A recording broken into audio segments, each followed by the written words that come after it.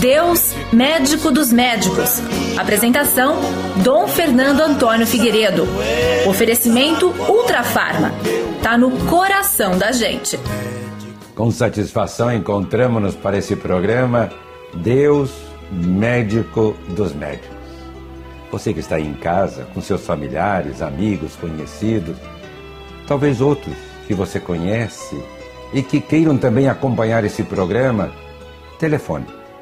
Mas qual é o tema do programa de hoje? É transtorno alimentar. Dentre tantos, nós temos anorexia. Que palavra! É um problema? É um transtorno, sem dúvida, para a pessoa. E nós temos aqui, para tratar desse assunto, pessoas que conhecem e bastante esta questão, este problema. E agradecemos também a vinda ao programa da doutora Cibele Weinberg, que é psicanalista. Seja bem-vinda. Muito obrigada. E temos também conosco um psiquiatra que é o Ed Lobo Ribeiro. O Ed, seja bem-vindo. Obrigado, Dom Fernando. É sempre uma satisfação estar participando dos programas com o objetivo de esclarecer a população sobre os seus sofrimentos e as possibilidades de tratamento. E aí nós vemos um problema bastante sério, né? A anorexia não é algo simples, mas vamos ver antes como vai se desenvolver o programa. No programa de hoje, nós vamos conversar sobre o perigo dos transtornos alimentares. Especialmente hoje, vamos falar da anorexia, comportamento que faz com que o doente tenha uma visão distorcida de seu próprio corpo e se considere gordo, mesmo estando bem abaixo do peso ideal. Perigo que pode levar à morte, como é o caso desta garota. E detalhes sobre essa triste história vão ser apresentados hoje no programa Deus, Médico dos Médicos. Nós vemos assim o problema da alimentação, sim, anorexia, que é a diminuição e até a perda do apetite. Não quer ver alimento diante de si? Será que essa questão, esse problema é muito comum? O que diria a nossa doutora Cibele? Enfim, é bastante comum, tem sido cada vez mais comum. E, Dom Fernando, eu preciso fazer uma vez mais comum? Uma pequena correção, porque não há uma perda do apetite, há uma recusa em se alimentar. A recusa. Uma recusa. Ela tem o desejo, tem a fome, tem etc., o desejo, mas recusa. Mas se recusa por um medo absurdo de ganhar peso. Né? E quanto mais ela vai, eu estou dizendo ela porque acontece mais entre meninas, né? Depois o doutor pode até nos ajudar, mas acontece mais entre mulheres, e quanto mais essas pacientes vão ficando emagrecidas, vai havendo uma distorção da imagem corporal e elas acham que precisam perder ainda mais peso. Então é um problema psiquiátrico. Isso, Nós exatamente. diríamos, portanto, doutor, veja, aí está a questão lançada para você. A palavra anorexia, apenas anorexia, significa realmente redução ou perda do apetite. Mas quando estamos falando de transtorno alimentar, dessa doença alimentar, falamos anorexia nervosa, que é esse quadro que a recusa... Aqui ela estava dizendo que a recusa do alimento. Isso. E além da recusa do alimento, o que mais chama a atenção das pessoas é a distorção da imagem corporal. Essa distorção acontece porque a menina, como a doutora falou, que predomina no sexo feminino, numa proporção de 10 meninas para um rapaz, percebe-se e enxerga-se exageradamente aumentada em seu tamanho, que pode ser um exagero que ela percebe em todo o seu corpo ou que ela se vê em algumas partes como sendo muito aumentadas, como quadril, coxas, abdômen. Então esse é o transtorno alimentar, anorexia nervosa. E aí então isso leva a rejeitar a alimentação, é isso? Há uma recusa.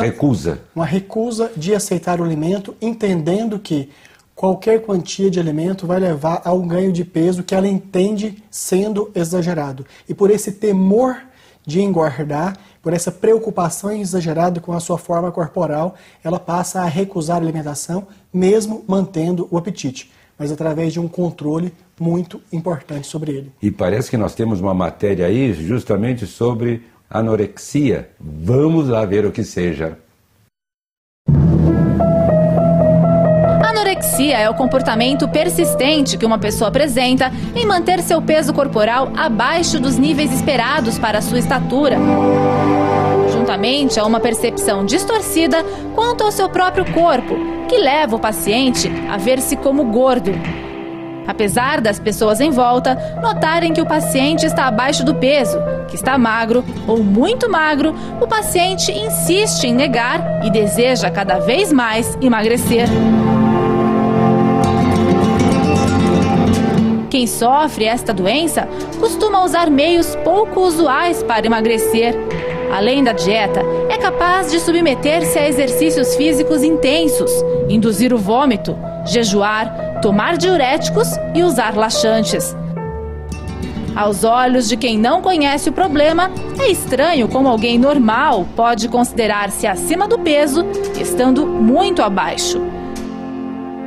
Não há explicação para o fenômeno, mas deve ser levado muito a sério, pois grande parte dos casos que requerem internação para tratamento morrem por inanição, suicídio ou desequilíbrio dos componentes sanguíneos.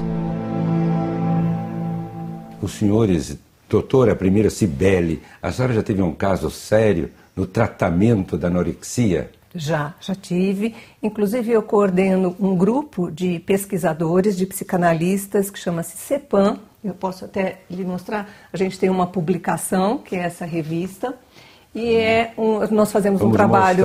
Vamos mostrar aqui a revista, né, para que as pessoas possam aproximar.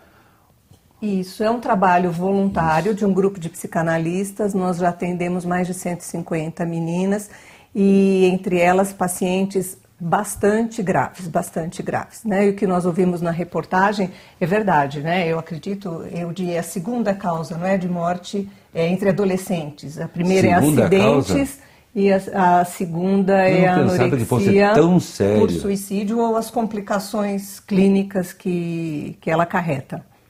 Doutora, eu não pensava que fosse assim tão séria a questão. Bastante séria, bastante grave. Nossa, levando à morte. Porque acidentes nós vemos que estão tantos e tantos casos, mas a segunda causa de morte entre adolescentes. Se dá geralmente em adolescentes ou... Preferencialmente começa na adolescência. Começa na adolescência. A anorexia começa...